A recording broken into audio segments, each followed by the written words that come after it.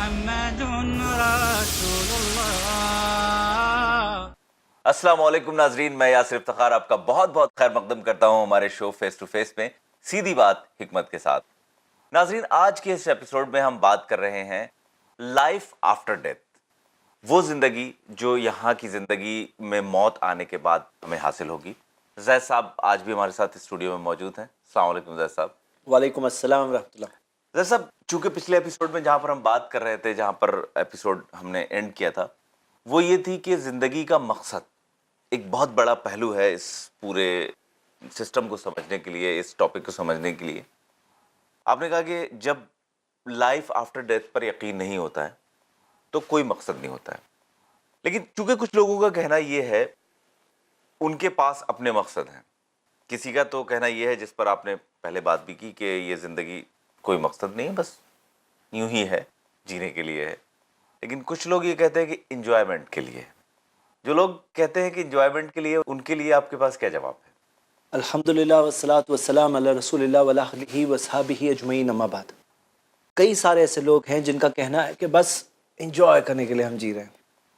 خاص طور سے آج کے ماڈرن جو جنریشن کے کئی سارے ینگسٹرز ہیں جو اپنے آپ کو انجوائمنٹ میں ڈبا کر رکھنا چاہتے ہیں، اور وہ سمجھتے ہیں کہ یہی زندگی کا مقصد ہے۔ اگر یہ زندگی کا مقصد ہے تو ذرا یہ سوچئے کہ اتنے سارے لوگ جو تکلیفوں سے گزر رہے ہیں، پریشانیوں سے گزر رہے ہیں، امیجن کریے کہ کوئی ایسا بچہ جو مال نیوٹریشن کا بچہ ہے، جس کی سکن جیسے کہ چمڑی ہڈیوں پر آ گئی ہے، کیا ایسے بچے سے جا کر کوئی اگر کہے گا کہ بیٹا تمہیں پتہ ہے تمہاری زندگی کا مقصد کیا ہے؟ تمہارے زندگی کا مقصد ہے اپنے آپ کو انجوائے کرنا۔ ایسے وقت پر تو ضرور وہ بچہ ہنس دے گا۔ جو لوگ انجوائے کرنے کی کوشش کرتے ہیں ان میں بھی بہت سارے ایسے لوگ ہیں جو زندگی سے پریشان آ جاتے ہیں۔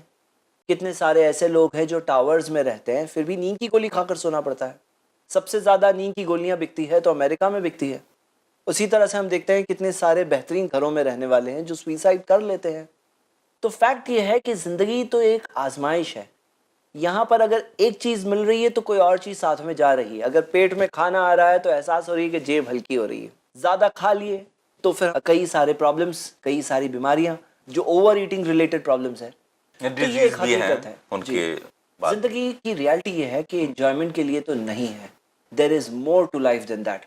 مجھے ایک بات یاد آ گئی، ایک پرٹیکولر سیشن جو میں نے اٹینڈ کیا تھا، وہاں ایک انسٹرکٹر تھے جو کنڈکٹ کر رہے تھے، بہت پہلے کی بات ہے، میرے کالج کے زمانے کی بات ہے۔ تو کچھ اسٹوڈنٹس پوچھ رہے تھے کہ ہم جاننا چاہتے ہیں کہ ہماری زندگی کا مقصد کیا ہے۔ تو انسٹرکٹر نے کہا جب ایسے سوال ذہن میں آئے تو these are diluting thoughts. Give yourself an ice cream with an extra scoop. Ice cream کھاؤ ڈبل اسکوپ ڈال کر، اور لسن ٹو لاؤڈ میوزک، زور سے میوزک سنو تاکہ ایسے خیالات ذہن سے نکل جائے۔ لیکن فیکٹ یہ ہے، یہ جو انجوائمنٹ ہے اس سے حقیقت تھوڑی بدل جائے گی۔ جو حقیقت تو یہی ہے، ریگستان میں سر چھپانے جیسا ہے۔ جی بالکل صحیح۔ ہم اپنی مرضی سے آئے نہیں ہیں، نہ اپنی مرضی سے جانے والے ہیں۔ اب زندگی اور موت کے بیچ، پیدائش اور انتقال کے بیچ کی یہ جو زندگی ہے، اس کا مقصد کیا ہے وہ جاننا ہر انسان کے لیے ضروری ہے، کیونکہ اوپر والے نے سوچنے کی کیپیسٹی دی ہے۔ ہاں، ہم لیکن سب کو۔ کچھ لوگوں کا کہنا یہ بھی ہے، چلیے انجوائمنٹ کے لیے نہیں ہے، لیکن ایک بڑا طبقہ ہے جس کا کہنا یہ ہے کہ ہمارا زندگی کا جو مقصد ہے وہ اچیو کرنا ہے۔ کسی بھی فیلڈ میں، رسپیکٹو فیلڈز ہو سکتے ہیں، کوئی اسپورٹس مین بننا چاہتا ہے، کوئی سنگر بننا چاہتا ہے، کوئی اوریٹر بننا چاہتا ہے، کوئی کچھ سائنٹسٹ بننا چاہتا ہے، تو وہ کہتے ہیں کہ ہماری زندگی کا مقصد یہ ہے کہ اپنے اس فیلڈ میں اعلیٰ سے اعلیٰ مقام حاصل کر لینا۔ بہت سارے لوگ جو یہ کہتے ہیں، لیکن کیا چیز اعلیٰ ہے؟ جیسے کوئی ہے جو بہت بہترین چور بننا چاہتا ہے، اچیومنٹ، تو ہم یہ دیکھتے ہیں کیا صحیح ہے کیا غلط ہے، کون طے کرے گا؟ کئی بار کئی سوسائٹیز میں غلط چیز کو صحیح سمجھا جاتا ہے، تو ہم یہ دیکھتے ہیں کہ غلط اور صحیح کیا ہے، یہ کون بتائے گا؟ نمبر 1۔ نمبر 2، کہ اگر کوئی کہتا ہے ہاں مجھے صحیح کرنا ہے، اچھا کرنا ہے، تو اچھا کیوں کرنا ہے؟ اگر ہم دنیا کے لیے کریں گے تو دنیا میں تو بہت سارے اچھے لوگ ہیں جو اچھا کرتے ہیں، ان پہ لوگ ہنستے ہیں۔ تو اگر ہمارے سامنے یہ بات کلیئر لیکن نہیں ہے، ایسے لوگ بھی ہیں جو اچھا کرتے ہیں اور اس کو لوگ سمجھتے ہیں، ان کے اس کنٹریبیوشن کو، ان کے اس یوگدان کو۔ قرآن میں اللہ نے کہا ہے قلیل من عبادی الشکور، میرے بندوں میں بہت کم شکر گزار ہیں۔ بائی نیچر انسان تھوڑا ناشکرا ہوتا ہے، جیسا کہ ہم نے دیکھا تھا کروڑوں احسان، تو ہم ان سے اگر امید لگائیں گے تو مایوسی ہی ہونے والی ہے۔ اور یہی ریالٹی ہے کہ بہت سارے لوگ لمبے ٹائم تک اسی وجہ سے نیکیاں نہیں کر پاتے ہیں۔ لیکن اللہ تعالیٰ نے کہا ہے حل جزاء الاحسان الا الاحسان، اچھے کا بدلہ کیا ہے سوائے اچھائی کے. اور اسلام نے ایسی اچھائی بتائی ہے جس کا نام ہے جنت، جہاں آتا ہے مالا عین رات، ایک ایسی جگہ جسے آنکھوں نے دیکھا تک نہیں، ولا اذن سمیعت، کانوں نے اس کے بارے میں سنا تک نہیں، ولا خطر علی قلب البشر، انسان کے دل میں خیال تک نہیں آیا. انسان کے دل کی کیپیسٹی تو اتنی بڑی ہے کہ ایک انسان ہو سکتا ہے کہ بھکاری ہے لیکن وہ بادشاہ ہونے کا خواب بھی دیکھ لیتا ہے کہ ہاں اگر میں بادشاہ ہوتا تو ایسے میرے ٹھاٹھ ہوتے. لیکن صحیح بات کیا ہے کہ انسان یہ امیجن نہیں کر سکتا کہ جنت ایک اتنی خوبصورت جگہ کہ انسان کی امیجنیشن سے بھی بہتر، اور ویسی جگہ اوپر والے نے تیار رکھی ہے. قرآن میں آتا ہے اعدت للمتقین، یہ جگہ تیار ہے وہ پرہیزگار لوگوں کے لیے، وہ اچھے راستے پہ چلنے والوں کے لیے. تو وہ چیز ریکمپنسیشن ہے. یہ دنیا کیا ریکمپنسیشن ہے؟ مل جائے گا تو کیا فائدہ ہوگا؟ بہت سارے لوگ ایسی چیزوں کو ٹکرا دیتے، بولتے نہیں کوئی فائدہ نہیں ہے. تو اصل بات تو یہ ہے وہ بڑے گول کی طرف نظر رکھیں گے نہیں تو ہم اچھائی کے راستے پہ چل نہیں پائیں گے.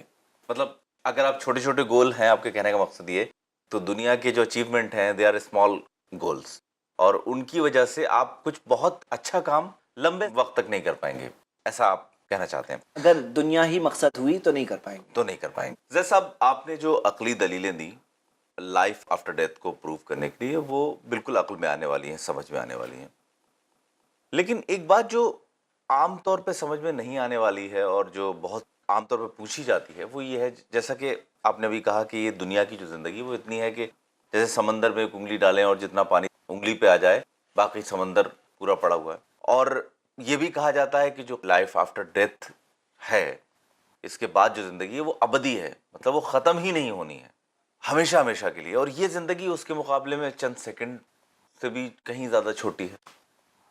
تو آپ کو نہیں لگتا کہ اتنی چھوٹی سی زندگی اور اتنے چھوٹے وقفے کے امتحان کے بدلے میں ہمیشہ ہمیشہ کا جو ہے سزا یا ہمیشہ ہمیشہ کی جزا دی جائے، یہ کہاں تک صحیح لگتا ہے؟ قیامت کا دن جو سب سے پہلا دن ہے وہی دن 50,000 سال کے برابر ہے، جیسے کہ قرآن کی آیت میں آتا ہے، سورہ نمبر 70 آیت نمبر 4. اس کے بعد کی زندگی ہمیشہ ہمیشہ کی زندگی. لیکن اتنی بڑی زندگی اور یہ دنیا کی زندگی تھوڑی سی 50 60 70 اور کیا 80 اور کیا زندگی جی لے گا کوئی. تو ہم یہ دیکھتے ہیں کہ یہ چھوٹی سی زندگی ہے جس میں ہمیں تھوڑی سی زندگی میں اپنے آپ کو سنبھالنا ہے، چھوٹی سی زندگی میں اپنے آپ کو سنبھال کر صحیح راستے پر چلنا ہے. بدلہ ہمیشہ ہمیشہ کا بدلہ ہے. ایگزام تو ہمیشہ چھوٹا ہوتا ہے. آپ دیکھیں گے اسکول کالج میں 3 گھنٹے کا امتحان ہے، پورا سال ڈیپینڈ ہوتا ہے، کئی بار پورا کریئر اس پہ ڈیپینڈ ہوتا ہے. ہم بھی جب ایک چاول کی پوری گونی کو پرکھنے کے لیے ہم چند دانے لے کر کے پرکھ لیتے ہیں کہ اچھا یہ چند دانے اچھے ہیں تو پوری گونی بھی صحیح ہوگی. اب یہاں صحیح بات ہے کہ یہ دنیا کی زندگی جو تھوڑی سی زندگی ہے اس کے اندر اوپر والا ہمارا امتحان لے رہا ہے، ہمارا ایگزام لے رہا ہے. اور اگر 50-60 سال کی زندگی میں ایک انسان صحیح ہوتا، اگر 50,000 سال کی زندگی بھی ہوتی وہ بھی صحیح بتا لیتا. آپ بتائیے کیا آسان لگتا ہے ایک انسان ہونے کے ناطے جو اس امتحان سے خود بھی گزر رہے ہیں، آپ بھی، میں بھی گزر رہا ہوں، ہم سب گزر رہے ہیں، کیا آسان لگ رہا ہے، ایزی لگ رہا ہے؟ 50 سال کی زندگی آسانی سے صحیح راستے پہ جم کر جی لینا یہ بیٹر لگ رہا ہے، یا 50,000 سال کی زندگی ہوتی، 1,00,000 سال کی زندگی ہوتی تو وہ امتحان زیادہ ایزی ہوتا یا یہ امتحان ایزی ہے؟ آف کورس یہ امتحان ایزی ہے. یہ 50 سال تو ہم صبر کر لیتے ہیں، اور یہ الٹا اوپر والے نے ہم پر رحم کیا کہ ہمیں ایک لمیٹڈ سا امتحان دیا ہے، وہ لمیٹڈ سے امتحان سے ہم بہت بڑا رزلٹ پا سکتے ہیں. جی ہاں، چھوٹا امتحان بڑا صلہ، بڑی سزا بڑی جزا. فی الحال ناظرین وقت ہے ایک وقفے کا، اس کے بعد بہت ہی اہم سوالات پر ہم گفتگو کرنے والے ہیں. کہیں مت جائیے گا، دیکھتے رہیے فیس ٹو فیس، سیدھی بات حکمت کے ساتھ. السلام علیکم. محمد رسول اللہ.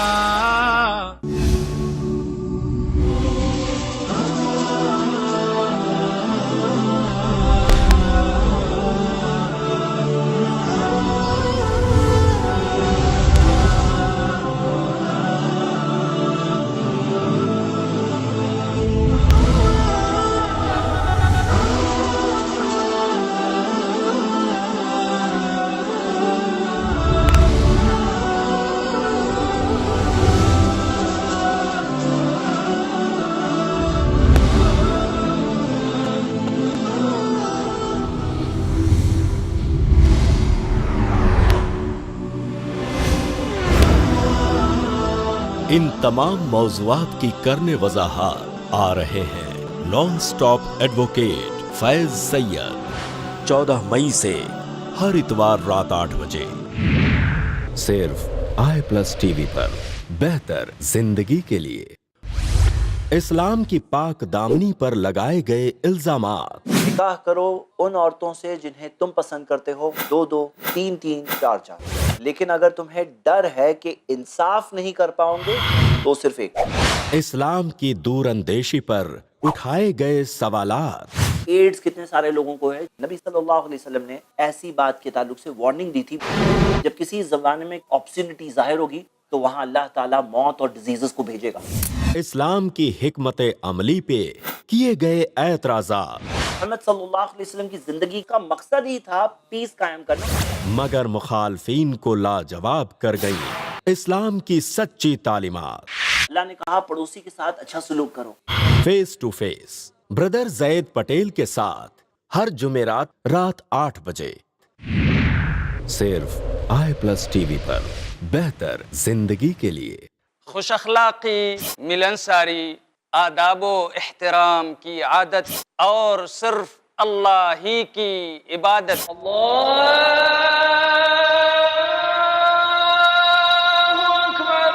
बन जाए हमारी ज़हनियत।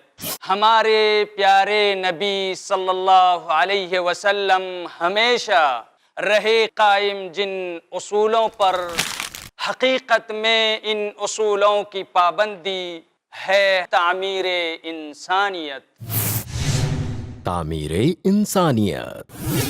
देखिए शेख अब्दुल्ला अल काफी अल मोहम्मदी के साथ कुरान और हदीस की रोशनी में इंसान को बेदार करके उसकी इंसानियत को तामीर करने का बेहतरीन प्रोग्राम हर जुमेरात दोपहर 3 बजे और रात 9 बजे सिर्फ iPlus TV पर बेहतर जिंदगी के लिए। अपने DTH और केबल ऑपरेटर से आज ही संपर्क करें। Free to air. मुहम्मदुन रसूलुल्लाह। अस्सलाम वालेकुम। वक्फे के बाद एक बार फिर आपका खैर मकदम है। चल रहा है फेस टू फेस, सीधी बात हिकमत के साथ। आज हम बात कर रहे हैं लाइफ आफ्टर डेथ पर। जैसा कुछ ऐसे पहलू है जो इस टॉपिक के रह गए थे। एक बहुत अहम बात जो अक्सर लोगों को मैंने कहते सुना है कि एक बार इंसान का जिस्म मिट्टी, पानी या आग में मिल जाएगा, ख़त्म हो जाएगा, हड्डियां तक ख़त्म हो जाएंगी, फिर कैसे रिप्रोड्यूस किया जाएगा, कैसे उसे जनरेट किया जाएगा दोबारा। ज़रा ये बताइए कि आप 100 साल पहले या मैं 100 साल पहले हम क्या थे? नथिंग। 100 साल पहले नथिंग थे।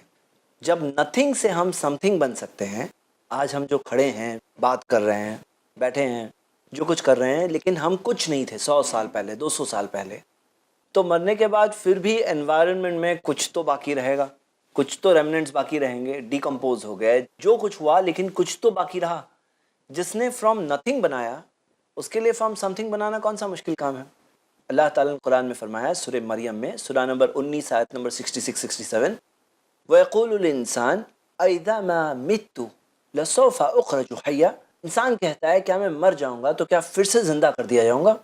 तो अल्लाह ताला ने कहा अवला यज़कुरुल इंसान, इंसान को क्या ये नहीं याद है, अन्ना खलक़नाहु मिन क़ब्ल वलम यकु शैयन, कि हमने उसे पहले बनाया जबकि वो कुछ नहीं था। व्हेन ही वाज नथिंग, तब अल्लाह ताला ने बनाया। तो फिर से अल्लाह के लिए बनाना कौन सा मुश्किल काम है। एक और मिसाल देता हूँ। मान लीजिए कई सारी डिस्कवरीज है, जैसे मिसाल के तौर पे क्रेन। अब क्रेन जो उठाती है वज़न, ज़रा ये बताइए ये इंस्पिरेशन कहाँ से मिला है? जो क्रेन जो वज़न उठाती है, आई थिंक हाथ से। Aeroplane, birds. उसी तरह हमारी कश्तियाँ, हमारी submarines, they are from fishes and fishes.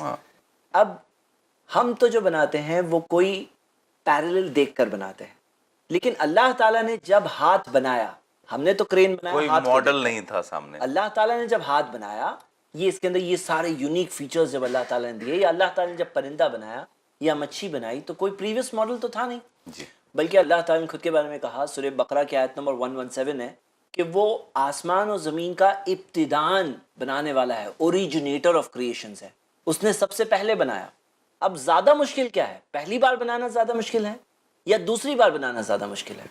Of course पहली बार, फर्स्ट हमेशा टाइम। हम देखते हैं कि जिसने भी मिसाल के तौर पे इस सोफे को बनाया या टेबल को बनाया, तो पहली बार जब बनाया वो पहला मॉडल जैसा होगा سیکنڈ ٹائم بنانا اس کے لیے اور آسان ہے. جی، تو آسان جب اللہ یا تعالیٰ نے بہتر پہلی بنانا. بار بنایا اس کے لیے کون سا مشکل کام ہے دوسری بار بنانا؟ اللہ نے قرآن میں فرمایا سورۃ الاسراء میں کہ وہ لوگ کہتے ہیں کہ کون ہمیں پھر سے زندہ کرے گا. تو اللہ نے کہا کہ جس نے تمہیں پہلی بار بنایا وہ تمہیں زندہ کرے گا. تو یہ ایک بہت آسان چیز ہے اللہ کے لیے. ایک اور مثال لیتے ہیں.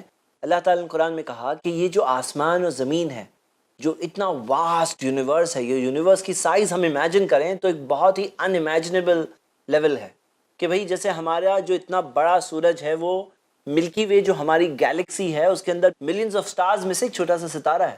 اب اگر ہم پورے یونیورس کو دیکھتے ہیں تو یونیورس میں کئی سارے گیلیکسیز کے کلسٹرز دکھتے ہیں. ہم سارے کلسٹرز میں سے ایک کلسٹر کو دیکھتے ہیں، وہ کلسٹر میں کئی ساری ملینز آف گیلیکسیز ہیں. اس میں سے ایک گیلیکسی ہے ملکی وے، اس میں ملینز آف سٹارز ہے، اس میں سے ایک ستارہ ہے سورج. اس کے سامنے کئی سارے سیارے پلانٹس ہیں، اس میں سے ایک پلانٹ ہے زمین. اور یہ جو ارتھ ہے ہمارا، اس کے اندر ایک ڈاٹ کے برابر شہر دکھے گا بامبے، اور ہم وہ شہر میں بیٹھے ہوئے چھوٹے سے انسان بات کر رہے ہیں. تو اللہ تعالیٰ نے کہا کہ جس نے اتنے بڑے آسمان و زمین کو بنایا وہ کیا تمہیں پھر سے نہیں بنا سکتا؟